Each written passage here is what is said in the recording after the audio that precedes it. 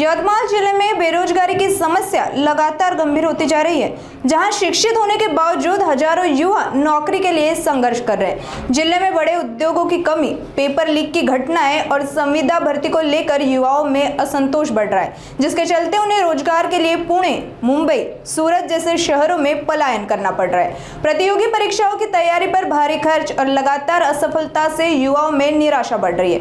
विशेषज्ञों का कहना है कि स्थानीय उद्योगों की कमी और सीमित भर्ती अवसरों के कारण बेरोजगारी का संकट और गहरा गया है। ऐसे में युवाओं ने सरकार से पारदर्शी भर्ती और बड़े पैमाने पर रोजगार सृजन की मांग की है। सुनिए पीडित विद्यार्थियों समेत स्थानिकों की प्रतिक्रिया है। सर, एका छोट्याशा खेडेगावातून मी इथं शिक्षणासाठी आलेलो आहे आणि MPSC अंतर्गत जे विविध परीक्षा होतात त्यांचे मी एक्झाम देतो आणि जे सरळ सेवा आहे त्याची प्रिपरेशनसुद्धा मी करतो। आणि पेपर फुटी प्रकरण जे आहे आता सर खूप प्रमाणात वाढलेले आहे। आता सध्या जे नीटचा पेपर आहे तर आता फुटलेला आहे आणि जे खरंच जे मनापासून अभ्यास करतात जे विद्यार्थी आणि असं वाटते की कुठेतरी बालक आपण गव्हर्नमेंट जॉब लागल्याच्या नंतर कुठेतरी आपल्या परिवाराचं आणि आपलं एक आर्थिक जे अडचण आहे ते दूर होईल। पण जे आता वाढत आहे पेपर फुटी प्रकरण त्याच्यामुळे खूप दुःख सहन करावं लागत आहे आणि जे आर्थिक अडचणी आहे, आमचे आईवडील शेतमजूर असल्यामुळे आणि घरची परिस्थिती खूप हलाखीची असल्यामुळे आम्हाला आर्थिक स्थितीला खूप सामोरे जावं लागत आहे आणि जे कधी त्यांनी आता घरची परिस्थिती थोडेसे जे शेतीतून जे पैसे येते ते घरी त्यांनी खायचे, संसार चालवायचा की आम्हाला द्यायचे। तर एखादी जर एक्झाम द्यायची म्हटलं तर 1000 रुपये त्याची फी आहे आणि 1000 रुपये फी भरून आम्हाला प्रत्येक फॉर्म भरावा लागतो आणि परीक्षा इथे नाही होत, अमरावती, नागपूर अशा ठिकाणी होते। तिथं जाण्या येण्याचा खर्च आणि कधी सकाळी पेपर असतो तर मुक्कामाचा खर्च, भरपूर पैसा आहे, भरपूर पैशाची अडचण जाते आणि त्याच्यातच आता जे पेपर फुटी प्रकरण आहे याच्यामुळे खूप परिस्थिती बिकट आहे। सर, शासनाला याच्यावर योग्य लक्ष दिले पाहिजे आणि लाखो विद्यार्थी बेरोजगार आहे आणि त्यांचा जो प्रश्न आहे हळूहळू वय वाढत आहे सर, त्याच्यामुळे लग्नाचा प्रश्न, घरांच्या जबाबदारीचा प्रश्न आणि पैसा नसल्यामुळे मानसिक प्रश्न खूप प्रमाणात आहे। तर मला असं वाटते की शासनानं लवकरात लवकर नोकर भरती जे आहे ते काढायला पाहिजे आणि लवकरात लवकर जे आपण एकीकडे जे असं म्हणतो की जो युवक आहे तो आपल्या देशाचा कणा आहे, पण तो हळूहळू सर तुटत चालला आहे, कुठेतरी सावरण्याची त्याला गरज आहे। धन्यवाद सर।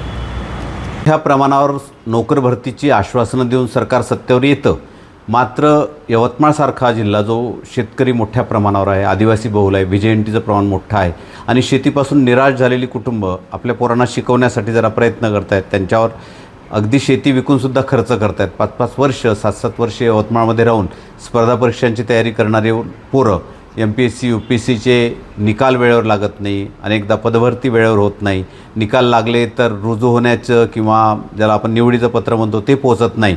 3-4 वर्ष एखादा विद्यार्थी जेव्हा या सगळ्या व्यवस्थेत भरडला जातो तेव्हा निराश होतो आणि त्याच्या मनामध्ये उद्विग्नता दाटून येते, शासनाविषयीचा असंतोषसुद्धा निर्माण होतो या सगळ्या प्रक्रियेत। म्हणजे आपल्याला असं दिसतं की शेतीतलं अपयश जे स्पर्धा परीक्षामध्ये सुद्धा तो विद्यार्थी अनुभवतो आहे आणि त्यामुळे शेतकऱ्यालासुद्धा नैराश्य आलेलं आपल्याला या ठिकाणी दिसतं आहे। कारण जेव्हा आपल्याला असं दिसतं की एक व्यवस्था निकामी होते तेव्हा दुसरी व्यवस्था शोधण्याचा प्रयत्न प्रत्येक वर्ग करतो आणि अशाच पद्धतीनं मोठ्या प्रमाणावर स्पर्धा परीक्षांकडे आस लावून बसलेला विद्यार्थी जेव्हा या सगळ्या सरकारच्या चुकीच्या धोरणांच्यावर निराश होतो तेव्हा तोही अनेकदा आत्महत्येच्या मार्गाला लागू शकतो, हे आपण या ठिकाणी लक्षात ठेवलं पाहिजे। एक निश्चित कालमर्यादा आखून द्यायला पाहिजे।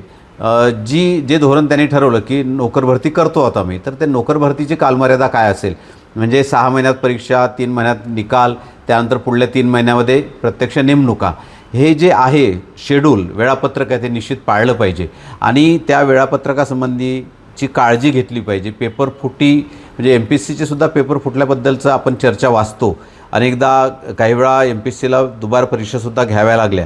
तर या सगळ्या प्रक्रियेमध्ये विद्यार्थ्यांना अत्यंत मनस्ताप सोसावा लागतो आणि 2-2, 3-3 वर्ष निकाल लावले जात नाही।